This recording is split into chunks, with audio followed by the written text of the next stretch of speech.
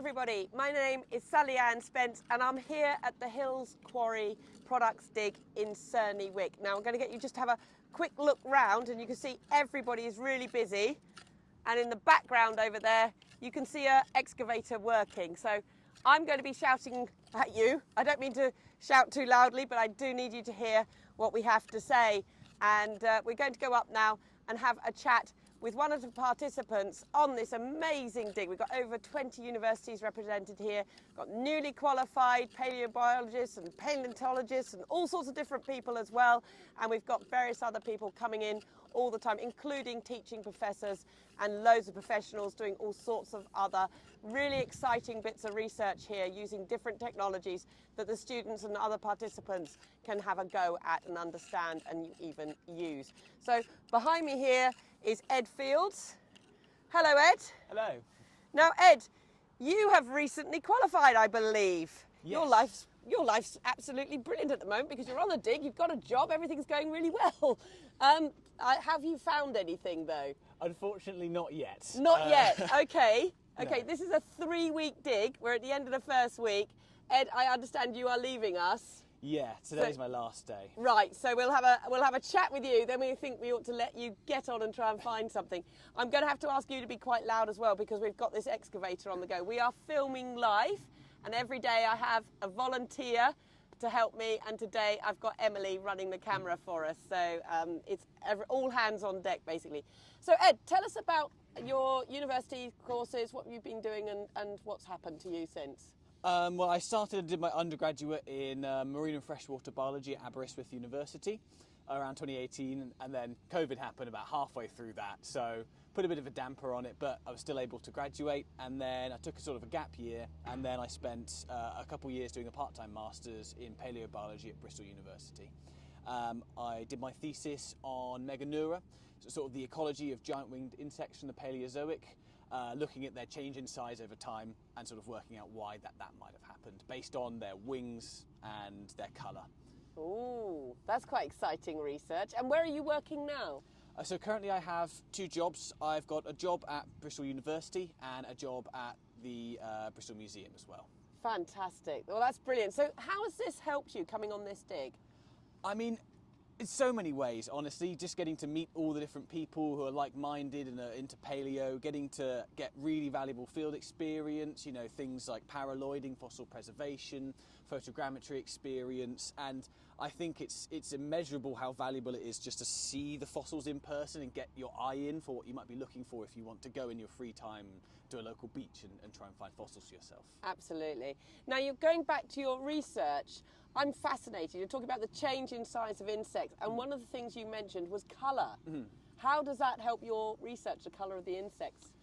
So we were looking at their wings and the pigments, and what we were doing was, so the overall change was the size has decreased over time since before the dinosaurs, since before the Mesozoic, the Paleozoic, and we were looking at the wings and looking at the colours and sort of trying to work out why they might be coloured that way, to see if they were adapted perhaps to avoid certain predators.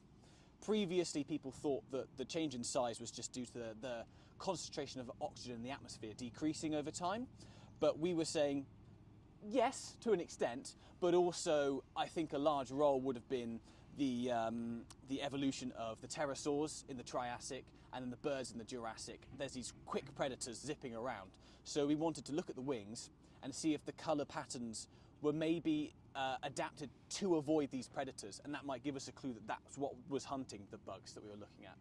Do you know what? That makes a lot of sense, doesn't it? That when you think about that the fact that these insects were trying to avoid the predators, so camouflage becomes a part of that avoidance tactic, doesn't it? Yeah, and there's other methods as well, sort of like mimicry or aposematism. So, you know, can you explain to us what that is?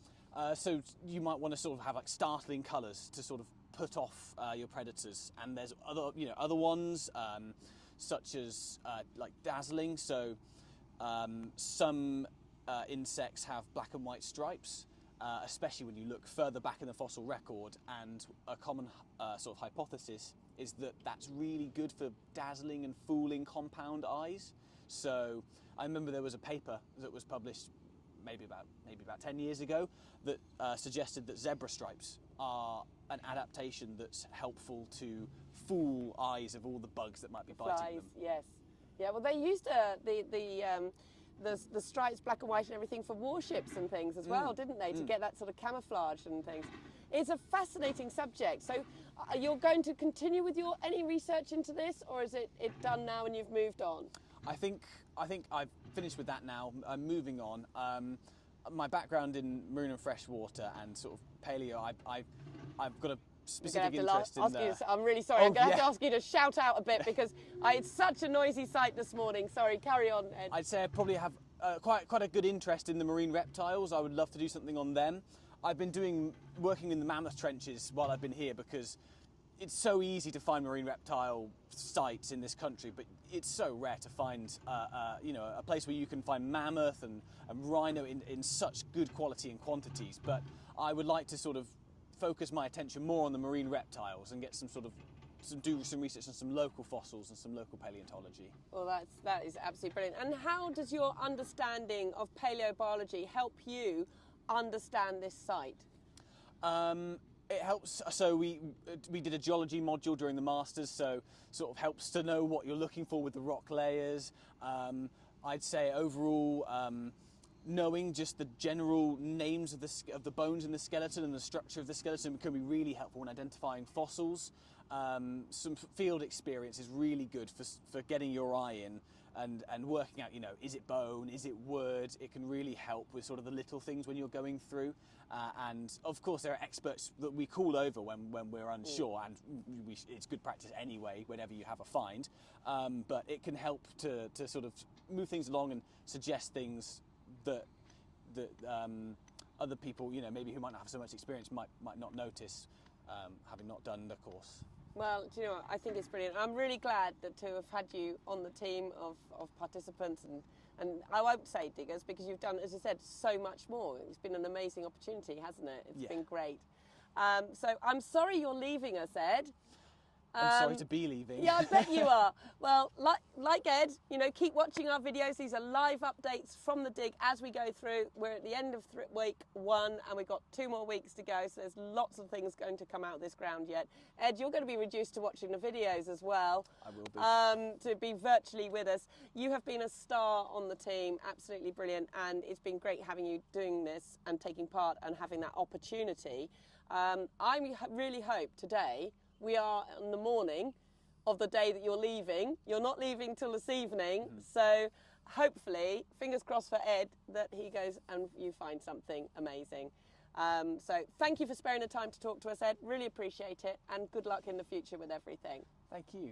So keep watching those videos. And the hashtag is TussForce.